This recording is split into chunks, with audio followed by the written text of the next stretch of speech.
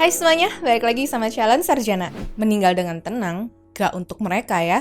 Ada yang minta pemakamannya diubah jadi berangkas, sampai ada yang ngerjain orang-orang dari dalam kubur. Mari kita bedah yuk guys, beberapa permintaan terakhir paling gila sepanjang sejarah yang berhasil aku kumpulkan. Hai aku Jenny, yuk kita bahas. Nomor 6. Semua dikubur bersama. Masing-masing orang emang punya cara berbeda untuk menghormati mereka yang sudah meninggal ya. Ada yang dengan cara dikubur, dibakar, diawetin, atau dibiarin di bawah pohon. Nah, di Malaysia ternyata ada seorang anak keturunan India yang nguburin ayahnya bareng sama semua harta bendanya. Eits, tapi bukan bermaksud sombong ya. Pria yang namanya dirahasiakan itu emang sengaja melakukan hal ini karena murni sebagai bentuk balas budi dan penghormatan terakhir gara-gara dia merasa udah gak bisa ngasih uang jajan lagi ke bapaknya di dunia. Nah, diperkirakan uangnya itu totalnya 30.000 ringgit atau sekitar 103 juta rupiah yang ditaruh semua di dalam peti kaca ini. Bahkan kabarnya sampai ditaruh mobil sama barang-barang berharga lainnya juga loh. Waduh, kalau budaya kayak gini sampai dilakukan di Indonesia, kayaknya perlu penjagaan banyak polisi di sekitar kuburannya deh ya.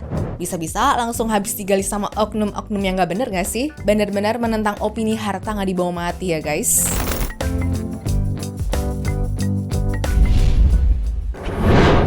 Nomor 5. Sayembara anak terbanyak. Berikutnya ada orang tajir nih yang udah meninggal tapi malah bikin sayembara banyak-banyakan anak berhadiah miliaran rupiah.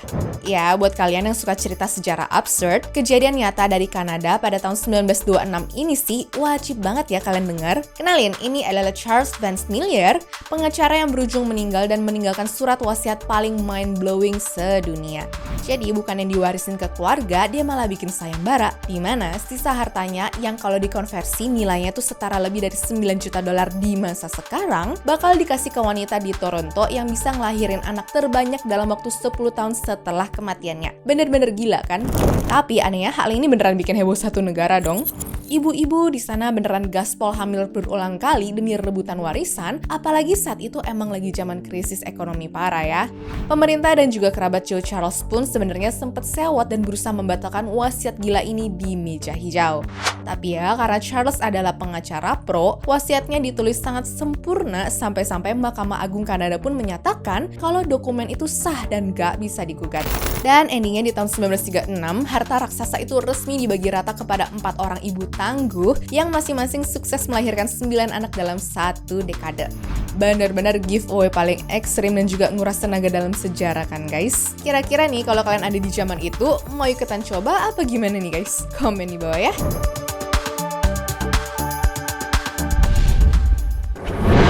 Nomor 4. Syarat wajib menikah lagi.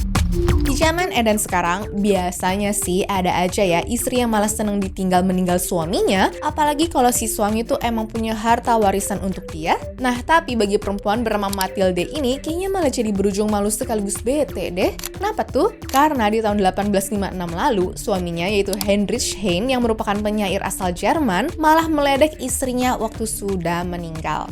Jadi, si Heinrich ini emang meninggalkan seluruh harta kekayaannya untuk sang istri, tapi jelas ada satu syarat mutlak, yaitu Matilde wajib secepatnya nikah lagi sama laki-laki lain.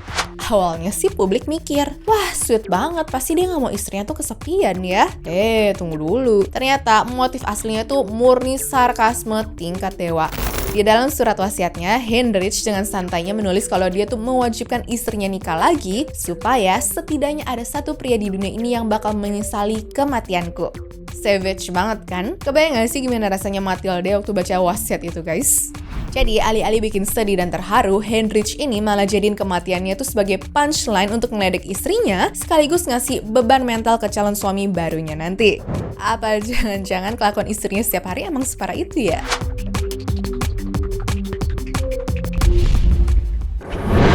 Nomor 3. Menunggu reinkarnasi. Dari kecil, aku selalu diajarin untuk nggak boleh ya buang-buang makanan. Tapi waktu dengar kisahnya John Bowman, jujur jadi bingung banget sih aku. Jadi dia ini tuh adalah pria kaya yang kehilangan istri dan 2 putrinya gara-gara sebuah tragedi.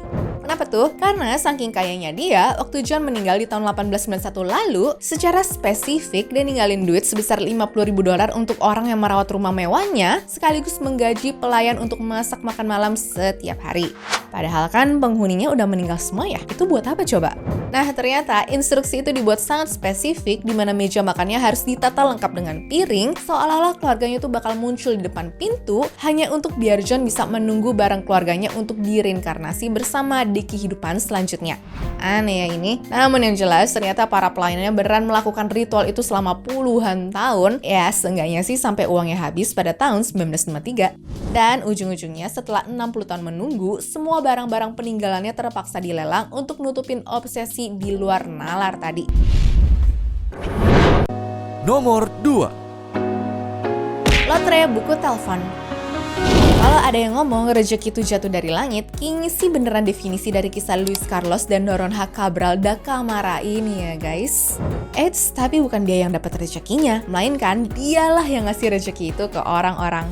Jadi zaman dulu, Luis ini adalah seorang bangsawan Portugal yang tajir melintir, di mana hidupnya pun sangat tertutup dan gak punya keluarga deket juga ya. Nah, waktu udah mulai sakit-sakitan, Luis akhirnya minta notaris bawain buku telepon kota Lisbon. Dari situ, dia mulai nunjuk 70 nama secara random untuk jadi ahli waris sah atas harta-hartanya dong. Gila ya, dia beneran milih random tuh. Dia nggak kenal siapa orangnya, apa pekerjaannya, baik atau enggak. Pokoknya yang jelas waktu hari dia meninggal, orang-orang ini bakal dikontak untuk dapat warisannya. Motif utamanya ngelakuin ini pun cuma karena nggak mau hartanya jatuh ke tangan pemerintah Portugal loh. Benar-benar ya kelakuan orang kaya tuh suka unik-unik.